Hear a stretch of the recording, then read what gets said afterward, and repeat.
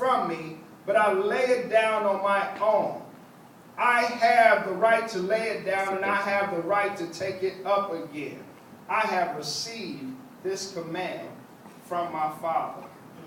This speaks about the sacrifice and the atonement.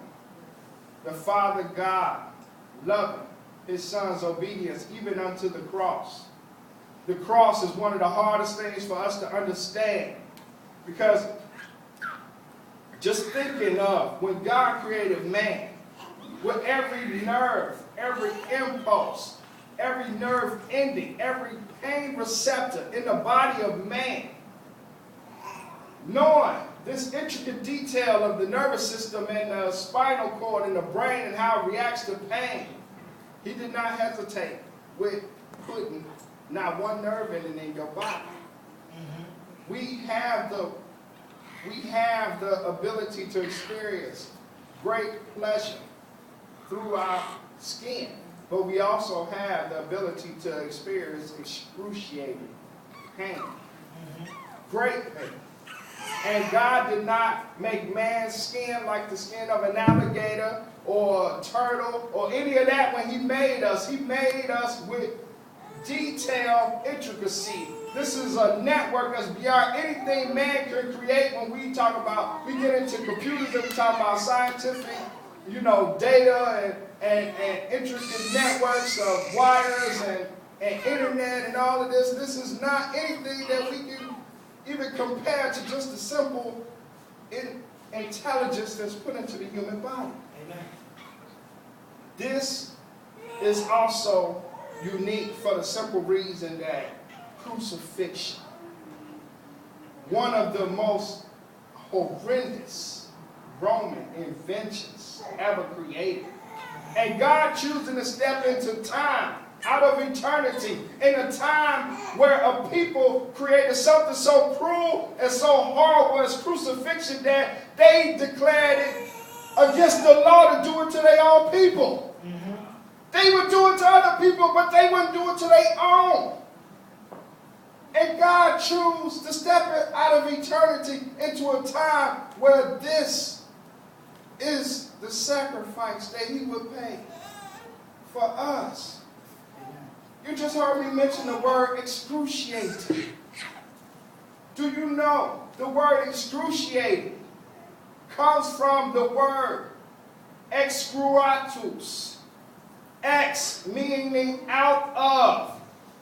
Cruciare meaning the cross. The word we get excruciating means out of the cross. Amen. Amen. How more powerful is that if you just meditate on that alone, that God did this, that one of the biggest words and the most intricate words in our language means out of the cross.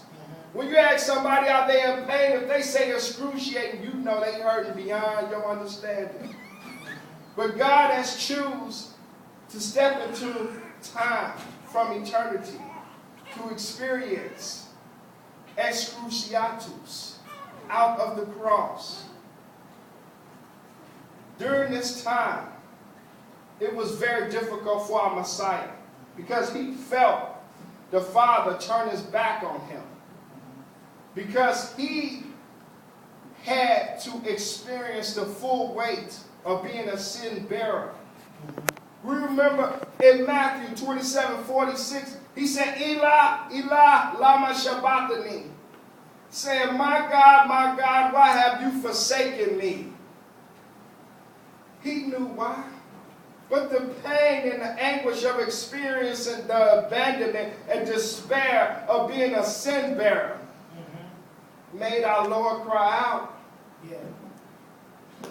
We see in Isaiah 53, he said, but he was wounded for our transgressions. He was bruised for our iniquities. The chastisement of our peace was upon him. And with his stripes, Hallelujah, we are healed. The chastisement of our peace. What we were supposed to get. What we deserve. By his stripes. Because not only did he experience the cross, But the Roman guards beat him, ripping the flesh from his back before he even went to the cross. Now the cross is so horrific because they nail a man's hands out like this. And then they nail his feet on top of one another. And as he hangs there longer, his body begins to sag and the weight of hanging up there. And it causes him hard for him to breathe. And then he has to push down on his 2 feet to push up to try to get a breath.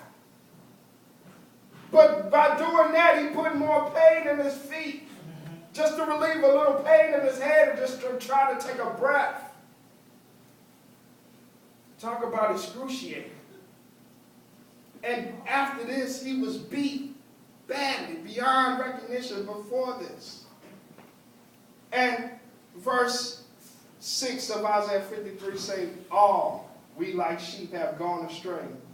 We have turned everyone to his own way, and the Lord hath laid on him the iniquity of us all. This is the gospel. This is the reason why we should be thankful. Knowing that we are like sheep, but we have the good shepherd. Because even though we know that he died and he was killed and experienced the cross, we know that he is not in the grave anymore. Amen. He rose. Amen. On the 3rd day, all of creation cheered because the check cleared. Propitiation equals salvation. Amen.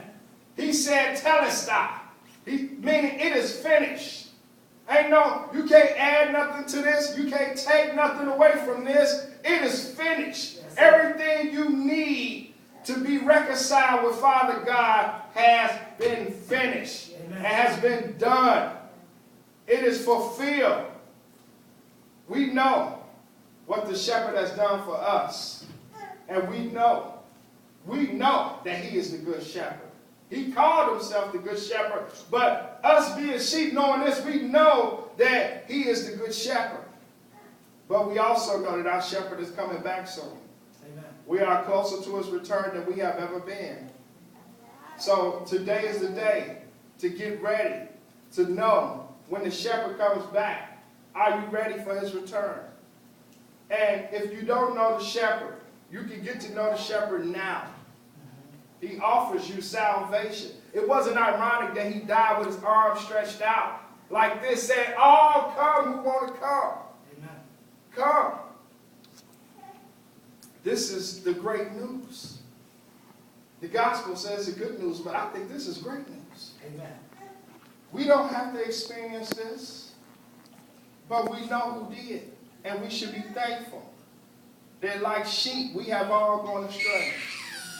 But now we know the way, the truth, and the life that is found in Jesus Christ.